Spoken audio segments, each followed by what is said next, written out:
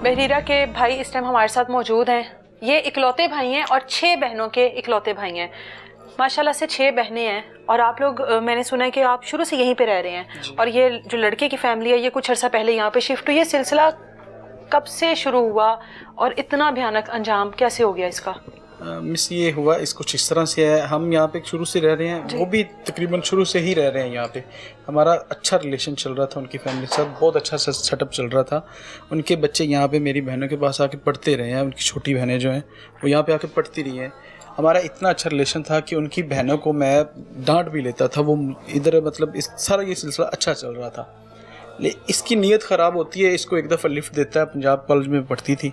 अच्छा। तो इसकी एक तस्वीर बना लेता है और बरीरा इतनी मासूम थी कि वो एक तस्वीर पे वो ब्लैकमेल होगी इससे और बात करने पे मजबूर होगी कि मुझसे बात करो। उसने पैगाम अपनी बहन मतलब वहाँ से लिफ्ट दी थी घर ड्रॉप करने के लिए, ठीक है। एफएससी कर रही थी ना? जी एफएससी कर रही थी। उसके मैट्रिक में 1000 तकरीबन 60 नंबर हैं।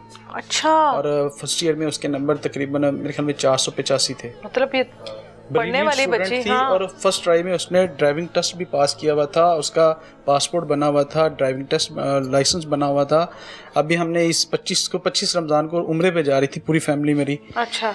तो होता ये है कि ये बंदे को ये हमारी रहना सहना इसको पसंद नहीं था। मेरी बहनों को मैं कैसे रखता था, मेरे वालिद कैसे रखते थे, इनको बर्दाश्त नहीं होता था। कुछ इस तरह का कुछ सीन सुना था हमने।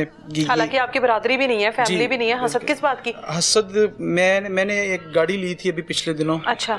MG गाड़ी ली है मैंने। अच्छा। तो मैं आता जाता था, वो देखता था, ये वो खुद कहता है वो कि मुझे ये चीज़ें मतलब नहीं बर्दाश्त होती। अच्छा। ये उसी के मुँह से सुना हुआ था हमने। अच्छा। ये जो इस सुसाइड केस से पहले की बात है, मेरी छोटी बहन मुझे बता रही थी कि वो इस तरह करता है।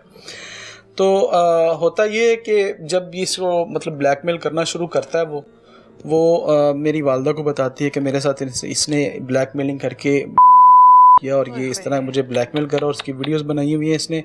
और फिर मेरी वालदा उसको घर पे बुलाती है, बुला के एक दफ़ा बुलाती है, उनकी मिन्नत समाजत करती है। नहीं, उसके वालिद को। अच्छा। उसके वालिद को इधर घर बुलाती हैं, उनकी मिन्नत समाजत करती हैं कि अपने बेटे को या तो समझा लें तो या फिर हमसे रिश्ता ले लें। वो कहता है, उसके वालिद कहते हैं कि जी मेरे बेटे की जिद है, वो अपनी जिद पूरी करता है, वो मेरी बात नहीं सुनता। ये किस किस्म की जिद? ये उसके वालिद का कहना है। हाँ। और उसके बाद फिर उसके बाद ये घर से निकलता नज़र आता है मेरी वालिद को। सुबह फजर के टाइम छत से इसने छलांग लगाई होती है, वो उस तरफ गिराज से नीचे छलांग लगाता है और मेरी वालदा अचानक से बाहर निकलती तो देखती है आगे से खड़ा होकर सीना तान के कह रहा है कि मैं ही हुआ, परेशान ना हो। इस तरह की बातें कहता है। उसके बाद फिर आप लोग नहीं होते थे घर पर? जी मेरा अपना बिजनेस है, मैं अपना काम करता हूँ। मेरे वालिद साहब जो होते हैं वो सियालकोट होते हैं। अच्छा। मेरा ट्रैवल एजेंसी का भी काम है, मेरा ऑनलाइन काम है, मैं सॉफ्टवेयर इंजीनियर हूँ। अच्छा। तो मैं अपना काम देख रहा था। घर में बहुत मतलब ये तो उस दिन तो ये जाहिर पकड़ा गया, पता नहीं इसने ये कब से काम बनाया होगा। जी वो उसने बड़ा उसको ज़हनी अजियत दी, इस कदर दी है कि वो डिप्रेशन में थी। एक दिन पहले, इस वकूए से एक दिन पहले मेरी वालदा उसको डॉक्टर के पास लेके कसूर गई हैं। अच्छा। उसकी एक प्रेस्क्रिप्शन के ऊपर बाकायदा लिखा हुआ है कि वो कितनी डिप्रेस्ड थी। अच्छा। वो भी इस टाइम एज एविडेंस पुलिस के पास मौजूद है। तो ये उसने लास्ट टाइम जो आखिरी ब्लैकमेल उसको किया है ना, वो इस तरह किया है कि घर में पैसे मौजूद नहीं थे। मेरी गाड़ी का एक्सीडेंट हो गया था जो मैंने बड़ी ली थी, मैं उस सिलसिले में लाहौर में मौजूद था 5 दिनों से। तो ये उसको पैसे की डिमांड कर रहा था कि वरना मैं तुम्हारी अपलोडिंग कर दूंगा। उससे कहता है कि अगर नहीं है तो मुझे मेरे सामने मर के दिखाओ। उसके मैसेजेस भी मौजूद हैं और वो उसको वहाँ पे उसने सामने मोबाइल रखवा के। और इससे पहले बालियां भी कोई गोल्ड की वो दे चुकी थी अपने कानों से उतार के। जी वो भी दे चुकी थी। मेरी वालदा का एक कांटा भी गायब है, वो भी मेरे ख्याल में उसको ही दिया है। पता नहीं कब से किस हद तक ब्लैकमेल कर रहा था। बहुत क्या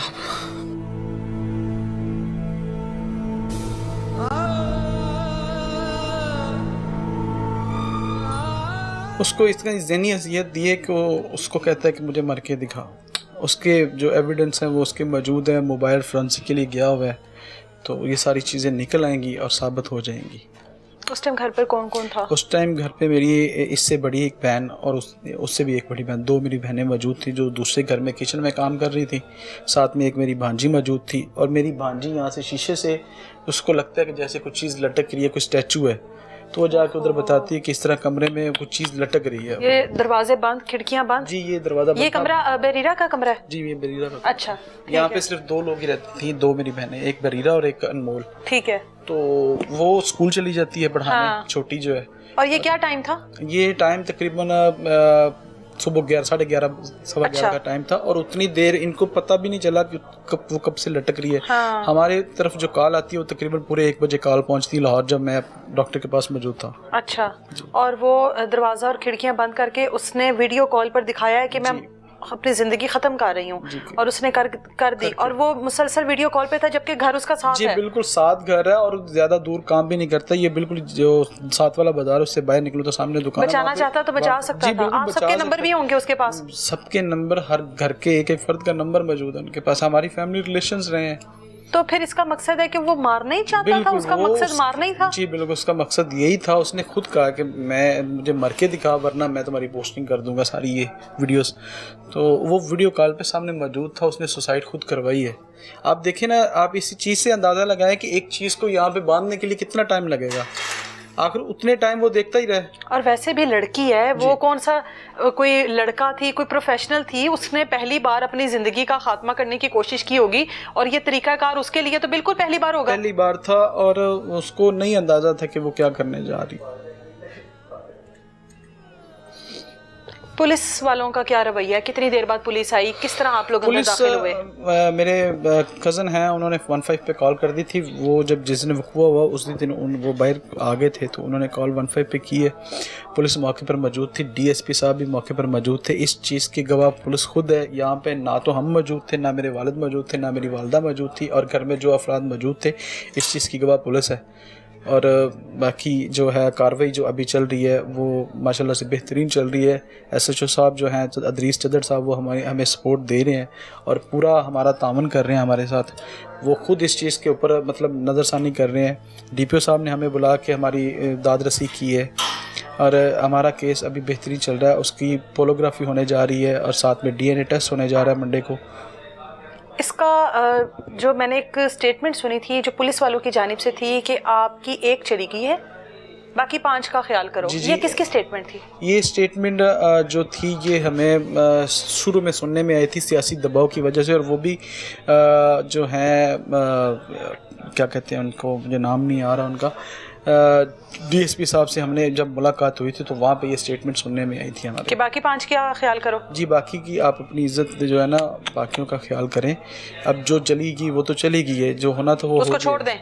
बस ये चीज़ उनके मुंह से निकली थी और हमारे दिल को बड़ी तकलीफ पहुंची थी इस बार। आपकी वालिदा बता रही हैं कि वो आमिर के वालिद के पाँव तक पड़ी है। जी, पाँव पे बैठी हैं। मेरी एक बड़ी बहन उनके घर जाके मिन्नतें करके आई हैं कि निकाह करो। जी, मेरे बड़े बहनोई जो हैं उन्होंने अपने दफ्तर में बुला के उनकी मिन्नतें की हैं।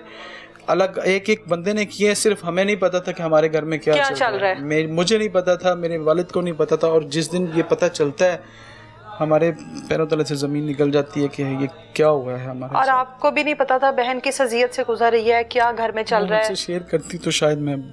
कभी कोई बात नहीं की उसने? बहन को देख के भी कभी नहीं पता लगा? उसकी तस्वीरें देख के हमें अंदाजा हुआ कि वो किस हद तक रोई हुई थी। वो हंस के मिलती रही है।